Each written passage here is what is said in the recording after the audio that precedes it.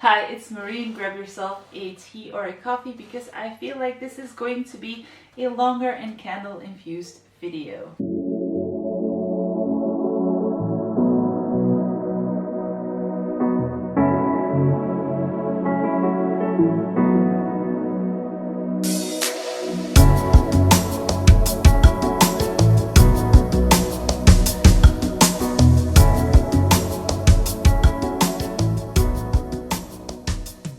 Welcome if you're new to the channel. I make content on shopping your wardrobe, making outfits with what you have, thrifting. Today I wanted to do something different. I have been playing with this thing in my mind and this decision, and it's just basically that I want to stop shopping.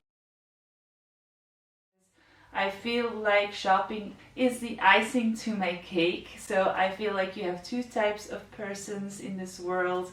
Of course, everybody has to dress themselves, but you have people that really put effort into their outfit and like to play with their outfits and be creative and try new ways to express themselves and really make them feel good in their outfits. And then you have people who see clothing as a utility that actually basically need to just get dressed, feel good in their clothes and move on with their lives. I'm definitely number one. I get a lot of joy out of thrifting and finding exciting things that nobody else has and trying this in my wardrobe. So it's actually kind of a punishment to me. I don't really see stopping to shop as a challenge.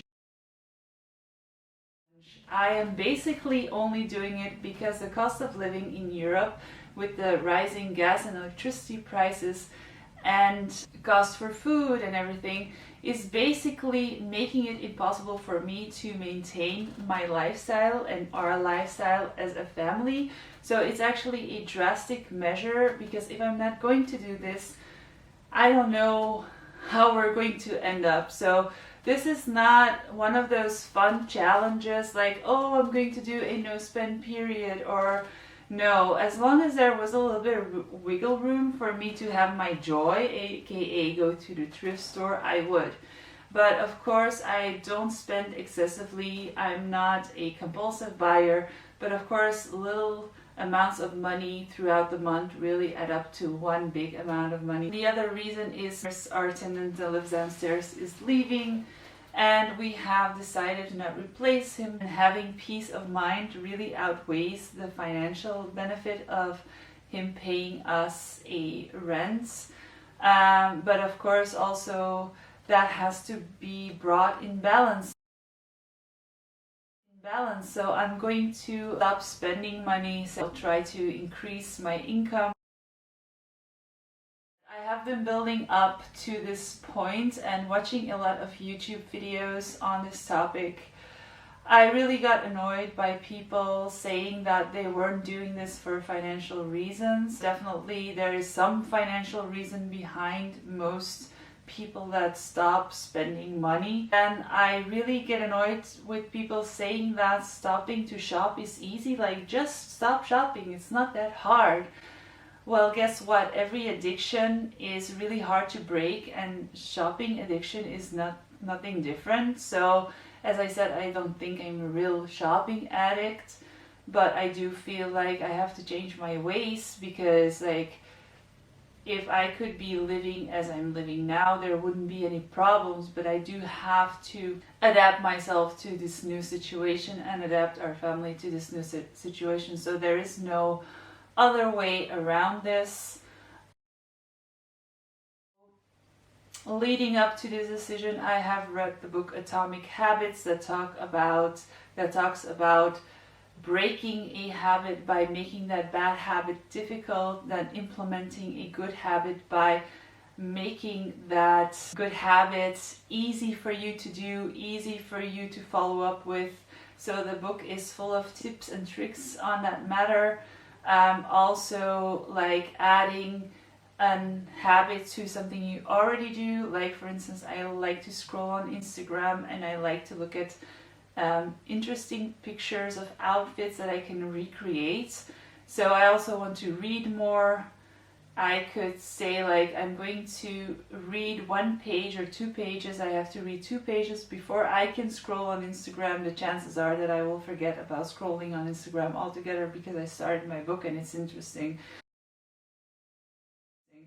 So these are all little examples how you can facilitate a good habit and break a bad one. Like breaking a bad one would be taking out your credit card information from certain shops, hiding your credit cards, going for a walk before you buy something, thinking about something for 24 hours, 48 hours, talking to somebody about your purchase, talking to people about your no spend so they help you and support you and don't go near shops, unsubscribe, etc., etc.